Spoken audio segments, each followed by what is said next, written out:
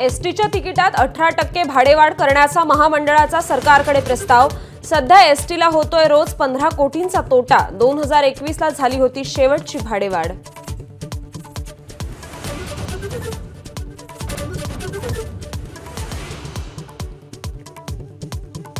एकनाथ शिंदे आज दुपारी ठाण्याला परतणार। 2 वाजता हेलिकॉप्टरने ठाण्यात होणार दाखल।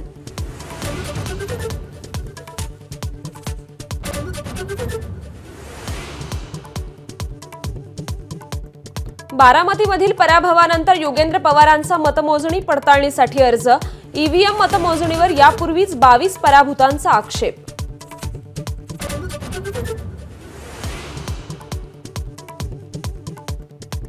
एका मताने का होईना पण जिंकेन हा विश्वास होता।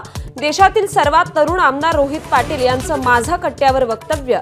विधानसभा निवडणुकीतील संघर्षाचा उलगडला पट।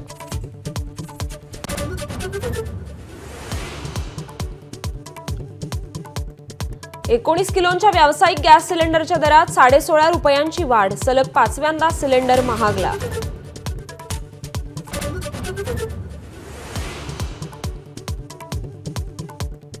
बुलढाण्यातील धाड गावात फटाके फोडण्यावरून 2 गटात राडा। 15 जण अटकेत। गावात जमावबंदी लागू।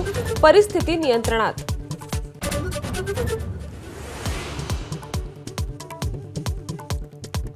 राज कुंद्रा यांना चौकशीसाठी हजर राहण्याचं ईडीचं समन्स। 3 दिवसांपूर्वी टाकले होते ईडीने छापे।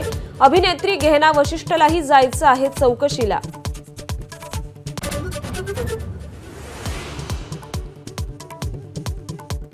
निवडणूक निकालानंतर मनोज जरांगेंचा देवदर्शन दौरा। घेणार तुळजाभवानी आणि विठुरायाचं दर्शन। मराठा आरक्षणावर काय बोलणार याची उत्सुकता।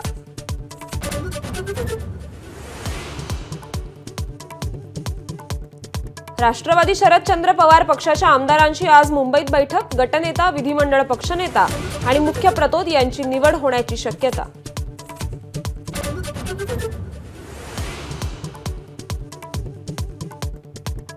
भारतीय वंशाचे कश्यप पटेल अमेरिकेच्या FBI या गुप्तचर संस्थेच्या प्रमुखपदी। नियोजित अध्यक्ष डोनाल्ड ट्रम्प यांच्याकडून नियुक्ती। ट्रम्प यांच्या पहिल्या टर्ममध्येही गाजवली होती कारकीर्द।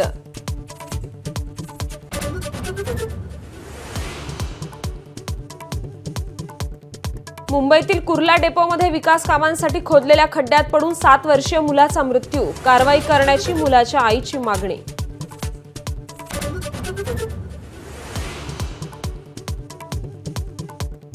आमच्यावरचा प्रत्येक हल्ला आम्हाला अजून मजबूत करेल। उद्योगपती गौतम अदानींची अमेरिकेनं दोष ठेवल्यानंतर प्रथमच प्रतिक्रिया।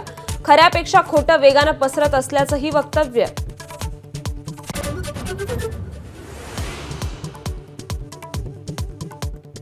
राज्यात पारा घसरला। जागोजागी पेटल्या शेकोट्या। फेंगल चक्रीवादळामुळे पुढील 2 दिवस तापमान आणखी घसरण्याची शक्यता।